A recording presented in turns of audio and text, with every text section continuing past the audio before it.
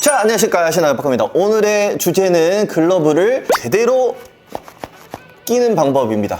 사람들의 이제 DM이 많이 와서 사실 뭐 글러브를 못 끼는 사람은 없지 않습니까? 근데 가끔 있긴 하더라. 저희 채널 이제 입문자들 보면 글러브를 어떻게 끼는지를 몰라. 안 들어가는데? 잘 안 들어가는데요? 그러니까 다들 글러브를 못 끼더라고. 어떻게 껴야 장점이 뭐가 있고 단점이 뭐가 있는지, 그리고 또 포지션별 글러브는 어떻게 끼는 게 훨씬 유리한지에 대해서 오늘 한번 제가 여러분들의 궁금증을 풀어보도록 하겠습니다. 말 반말하라고? 안녕 얘들아 뭐 이런 식으로 PD님이 반말을 하라 그래가지고, 일단 글러브 끼는 방법은 보통 이제 두 가지가 있지. 새끼에 두 개 넣었을 때랑 이렇게 손가락을 뺐을 때 차이점과, 그리고 포지션별 차이점을 한번 간단하게 설명을 해줄게. 내야수랑 외야수가 있는데, 내야수에 대해서 조금 더 깊게 들어가 볼게. 보통 선수들이나 야구를 오래 했던 사람들 보면은 이렇게 보통 끼는 게 가장 정석적이고 전통적인 방법이야. 나도 어릴 때 사실 이렇게 했던 것 같아. 근데 요즘 김하성 선수나 이제 메이저리그 선수들을 보면은 새끼 두 개의 글러브를 낀단 말이야. 똑같은 글러브를 끼더라도 트레디셔널 방법으로 글러브질을 하면 한 칸, 두 칸, 세 칸, 네 칸을 했을 때 두 칸 반 정도에서 움직이게 돼. 근데 만약에 새끼에 두 개의 손을 넣게 되면 글러브 끼는 손 모양이나 방법이 조금 달라져서 포구면이 좀 커지고 세 칸에서 세 칸 반 정도로 잡히는 부분이 바뀌어.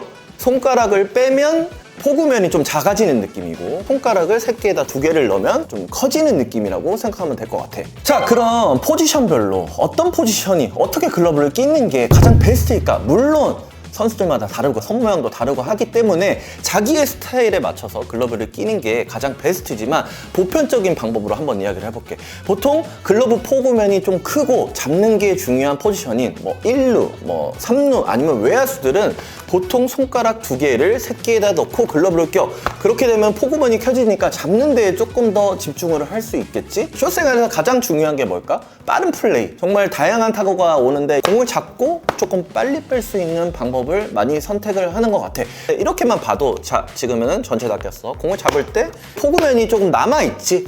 그렇다면 조금 더 빨리 공을 빼서 처리를 할 수가 있겠지?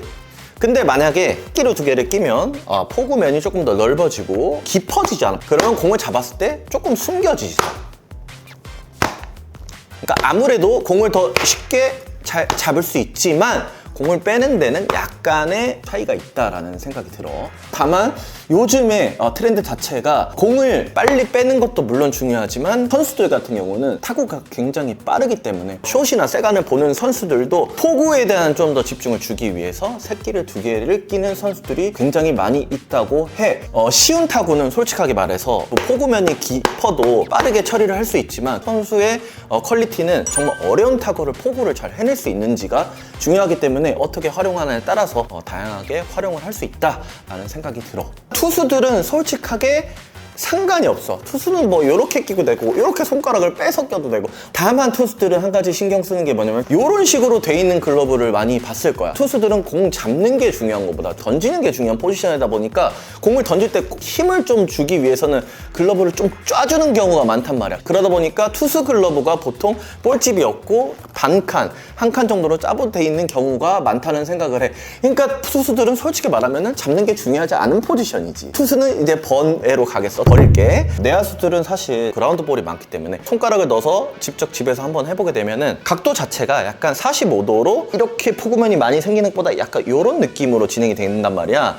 재빠르게 빼서 처리하긴 편하지만 포구면이 좀 작아진다는 단점이 좀 있는 것 같아. 근데 새끼 두 개를 한다 보면은 이렇게 손가락이 조금 남으면서 이렇게 젖히기가 편하다고 하더라고. 이거는 내가 해외 컨텐츠를 좀 참고했는데, 그래서 땅볼 밟았을 때도 조금 편하다. 그리고 특히 백핸드 했을 때는 확실히 새끼 두 개를 하는 게 편하다는 생각이 들고, 물론 이렇게 한다고 해서 뭐 못 잡지는 않겠지. 하지만 이게 조금 빠져나갈 것 같은 느낌이 좀 들어서 길을 좀 잘 들이는 방법을 활용을 해야 되는 것 같아. 이쪽으로 오는 거야. 어차피 포구면이 잘 보여진 상 작으니까 캐칭하는 데는 큰 차이가 없다는 생각이 들어.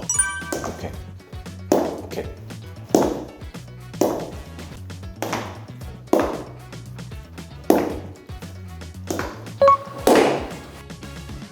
지금부터는 외야수 글러브를 봐볼게. 외야수는 사실 공을 빨리 빼야 되는 상황이 생각보다 많지 않기 때문에 포구면이 더 중요한 것 같아. 그래서 공을 잘 잡는 게 가장 첫 번째 목표이기 때문에 글러브도 크고 포구면도 깊게 글러브를 들이는 게 이제 요새는 좀 트렌드인데, 대부분의 외야수들이 새끼 2개를 끼고 글러브질을 하고 있는 것 같아. 그래서 사실 내야보다 외야수는 논쟁의 여지가 별로 없는 것 같아. 웬만하면 새끼 2개를 하는 게 포구하기가 훨씬 더 쉽다라는 생각이 들어. 그리고 하나의 더 보너스 팁을 주자면은, 요즘에 MLB의 대부분의 선수들이 손바닥을 약간 삐져나오게끔 해서 글러브를 낀다고 해. 내야수도.